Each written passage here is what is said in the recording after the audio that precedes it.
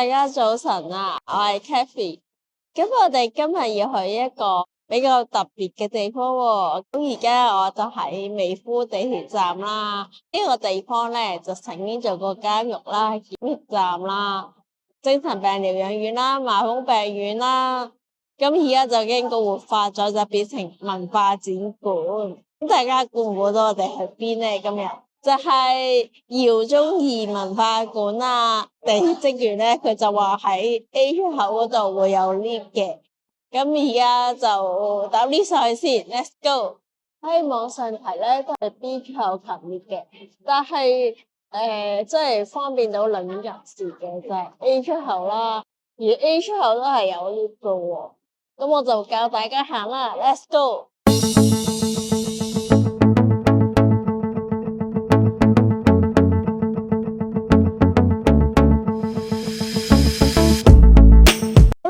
我跟我行啦，其實佢話呢度饒宗頤文化館，但係我行直咗咯。我而家係喺度揾緊嗰啲可以俾我過嗰啲黃色嗰啲位啫。係啦，黃色嗰啲位。我哋而家有一太興路線入去，首先要去一個商場叫做萬方食咗嘢先。呢個商場都幾多嘢行，有平台花園，有好多嘢食喎，譚仔雲南米線，有二羅大快活咁樣，一樓啊兩，呢度有箭嘴，可以往商場，覺得指示都幾清晰，知道帶完呢邊個出口咯。呢間都做到呢間。我哋係咪譚仔啦？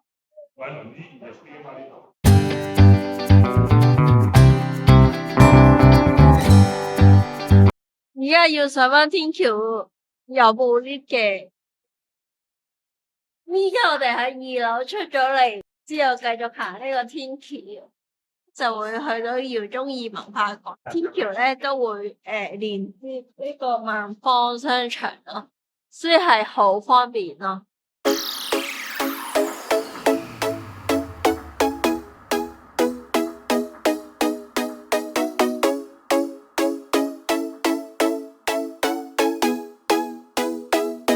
呢度有啲停車位俾饒宗頤文化館嘅遊客可以停車，非常之 friendly 啊！咁呢度有個斜道嘅，普通人就可以行樓梯上去啦。咁輪椅人士手推車嗰啲 BB 就要用呢個斜路推上嚟，咁要小心啲啊！呢個位都窄。見到吉祥物啦，好得意啊！咁呢度有個藝術館嘅，我哋可以睇下個藝術館先咯。呢個冇級位嘅，非常之好。輪椅人士自己推門咧，就可能有少少問題啦，因為咧呢一個位係唔夠入噶。唔該晒。饒宗頤先生咧係一個國學大師嚟嘅，大家見到啲畫作。咁一陣間2點鐘有導賞團，咁而家趁咗啲時間就周圍喺度行下先。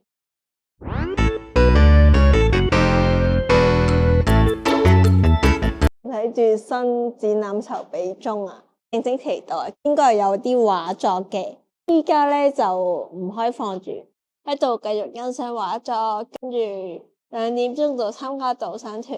原來呢個文化展館咧，佢有個主題係叫華學大師饒宗頤教授的故事啊！我一陣間出嚟咧就會見埋饒宗頤先生嘅銅像啦，好多饒宗頤先生嘅作品啊，真係目不暇給。我哋而家距離導賞團嘅時間仲有20分鐘，所以咧我哋都係決定出去影下啲外景。導賞團嘅時間係逢星期5同埋星期6嘅。星期5 2點，公眾導賞嚟噶嘛。星期6咧就有3節。咁由於我哋去平質嗰一日咧係星期日嚟嘅，咁星期日就冇公眾嘅導賞團啦，所以我就揀咗喺前一日去探一探路，同埋去聽咗個導賞團先。呢度望下啦，睇埋呢棵叫做鹽蒿樹啊，因為我哋嘅今日嘅手機咁好咧，就係多謝高坤教授啦，發明光纖啦。咁啊當日咧，阿袁教授同阿高坤教授咧兩位喺度，咁啊植樹，咁啊種咗呢棵樹。呢棵新葉榕。呢棵新葉榕嗱，隔離嗰兩棵咧就叫做竹柏。嗰兩棵竹柏咧係咩咧？其實阿姚教授2012年嘅時間喺度同阿曾蔭權先生阿林鄭月娥女士嗰時咧就喺度嗰幅相好似攞走咗啦。咁啊種嗰兩棵樹，嗰兩棵竹柏係咁高嘅啫，嗰當年。今日2012年，咁啊已經14歲啦。咁就係呢兩棵啊，呢一棵咧就係2015年嘅，呢個叫新葉榕。新葉榕咧係即係佛祖咧就喺樹下成佛啊嘛。但係佢咧就叫假菩提，佢唔係真菩提啊，因為真菩提咧香港有嘅。我哋講呢個荷花四池。啊。我哋叫名叫荷花四池，想營造一個比較好啲嘅環境俾人哋去喺度欣賞呢度呢個建築物啊，或者睇下書啊咁樣。於是我哋就講後啦，朱熹，即係佢讀完書之後有感，叫做天光雲影共圓。點解咧？而家導賞團就完咗啦，我哋就自己再影一啲外景啦。喺上面有好多掛滿咗好多燈飾，饒宗頤教授嗰個銅像就喺度啦。個銅像紀念饒宗頤教授，咁我哋要搭 lift 上去啦。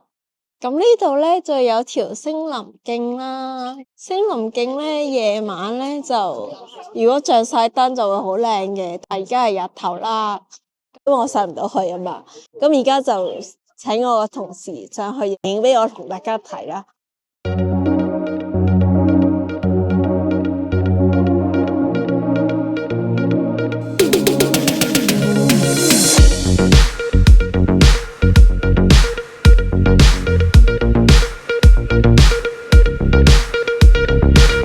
我哋依家喺下區嘅，咁呢度有3層啦，咁我哋梗要去中區同上區啦。咁我哋而家去我中區睇下先。搭 lift 咯，lift 都幾大喎，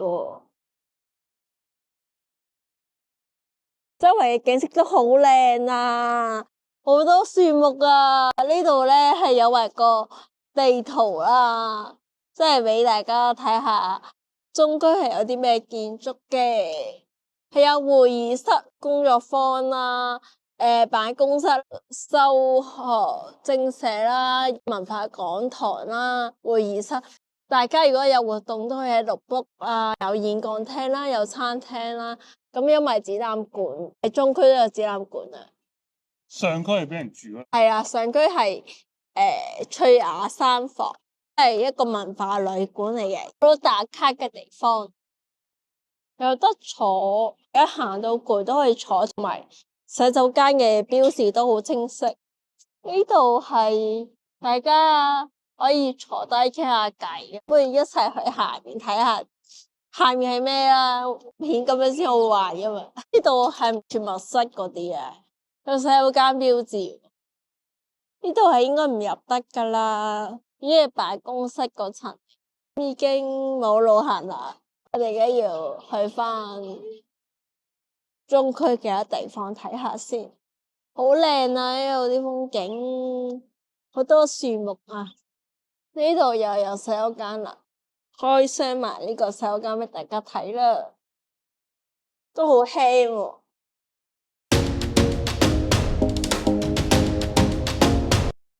唔該晒。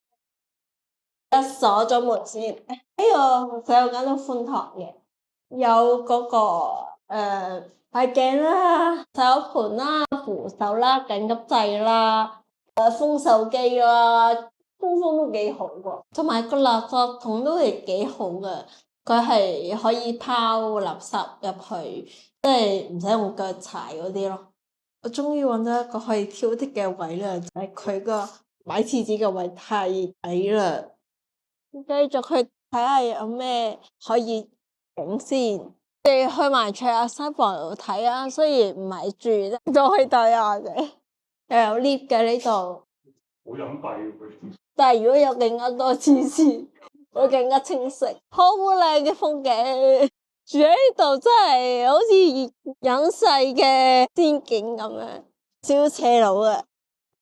輪椅可以上去咧，而家我又測試下搏一搏我嘅輪椅，因為而家都有翻咁多下斜度，靠到自己上去嘅，即係輪椅人士係可以住呢度噶。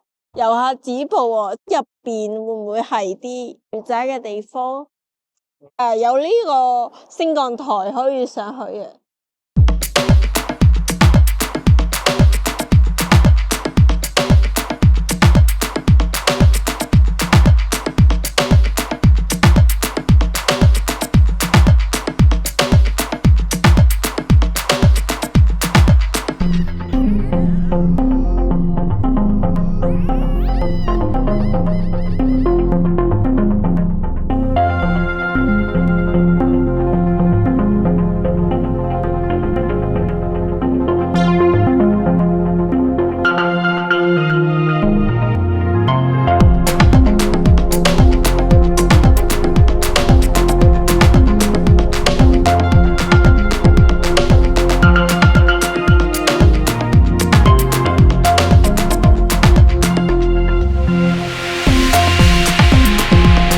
想講翻咧，頭先就有同事即係傍住我喺後面咧，其實係冇事咯，但係落嚟就好大劑，輪椅咧就唔受控制，跟住我碌落去咯，咁就太恐怖啦。而家我哋翻咗嚟中區，好靚啊啲花。由於頭先就嚟跌落去，所以就冇拍到呢條路俾大家睇。但係我嘅同事之後都有去補拍翻呢條危險嘅路段出嚟。咁中區呢度咧就有間叫葉滿軒嘅法國菜餐廳啦。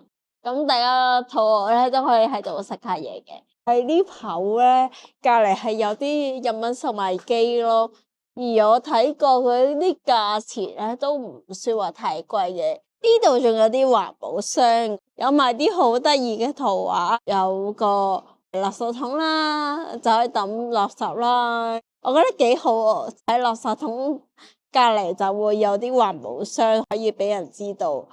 如果環保唔到就抌落垃圾桶啦。咁話咁快咧，我哋就評測完呢個饒宗頤文化館啦。咁我哋而家要繼續去評測微夫嘅第二個景點。咁如果你哋想知道我哋要評測邊個景點咧，要留意我哋之後落嚟推出嘅集數啦。咁你哋如果中意我哋呢條評測片咧，記得 like、subscribe 同埋 share。咁我哋下條片再見，拜拜。